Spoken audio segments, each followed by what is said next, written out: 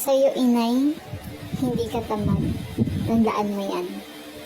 Hindi ka tamad kung nakatulog ka ng tanghali or nakatulog ka ng maaga.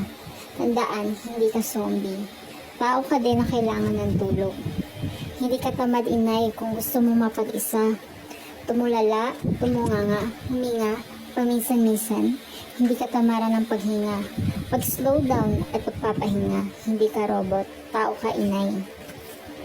Hindi ka tamad kung wala kang ibang nagawa sa buong maghapon, kundi mag-alaga, makipaglaro, magturo at mag-asikaso ng iyong mga anak.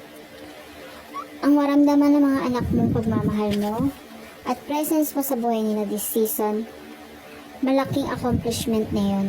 It doesn't have to be grand gaya na nakikita natin online. Magkakaiba tayo, kaya huwag kang sipagin mag-compare, inay. Dahil the best kang nanay sa buong mundo.